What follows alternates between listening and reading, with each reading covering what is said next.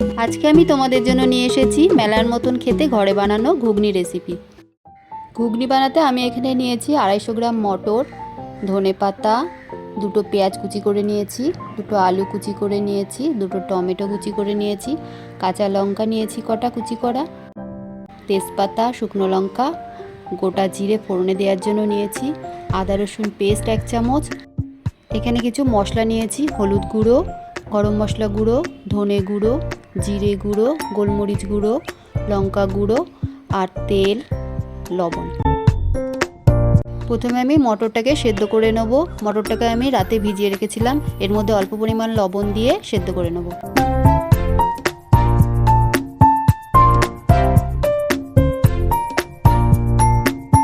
চলো শুরু করি। প্রেসার কুকারে 5টা সিটি পড়লে নামিয়ে রাখবো। কড়াইয়ে পরিমাণ মতো সর্ষের তেল দিয়ে নেব। তেলটা গরম হয়ে গেছে, এবার গোটা জিরে, তেজপাতা, শুকনো লঙ্কা ফোড়নে দেব।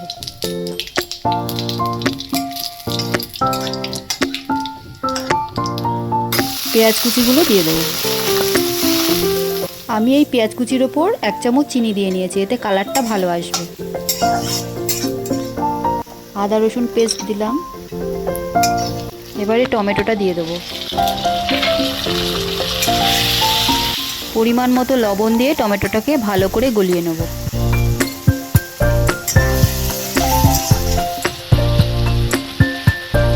দেখো টমেটোটা অনেক নরম হয়ে গেছে, এবার লঙ্কা কুচিগুলো দিয়ে দেব।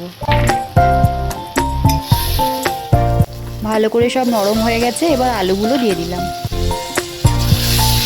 হলুদ গুঁড়ো দিয়ে ভালো করে মিশিয়ে ঢাকা দিয়ে আলুটাকে একটু ভেজে নেব।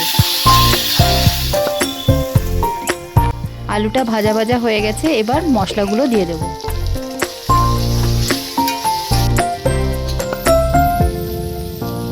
জিরে গুঁড়ো, ধনে গুঁড়ো, গোলমরিচ গুঁড়ো, লঙ্কা গুঁড়ো সব দিয়ে ভালো করে মিশিয়ে নেব।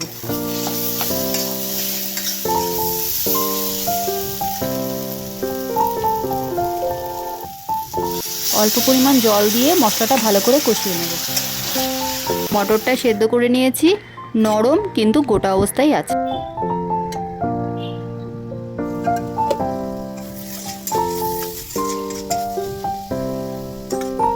চলো এবার মটরটা কড়াইয়ে ঢেলে দিই।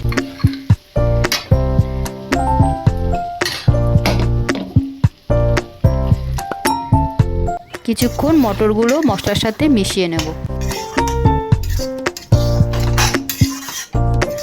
এবার পরিমাণ মতো জল দিয়ে দেবো।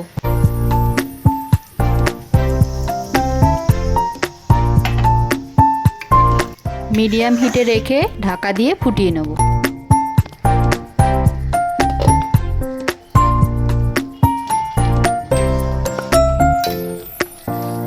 ঘুগনিটা প্রায় তৈরি হয়ে গেছে, এবার গরম মশলা আর ধনেপাতা কুচি দিয়ে নামিয়ে নেব।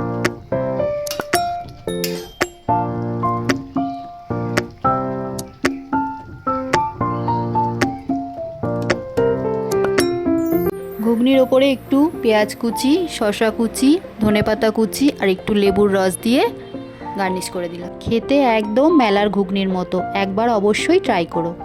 এই ঘুগনি রেসিপিটা তোমাদের যদি ভালো লেগে থাকে তাহলে অবশ্যই কমেন্টে জানিও আর সবাইকে শেয়ার করে দিও। এইরকম চটজলদি ইজি রেসিপি দেখার জন্য আমার চ্যানেলটিকে লাইক ও সাবস্ক্রাইব করে আমার সাথে জুড়ে থেকো।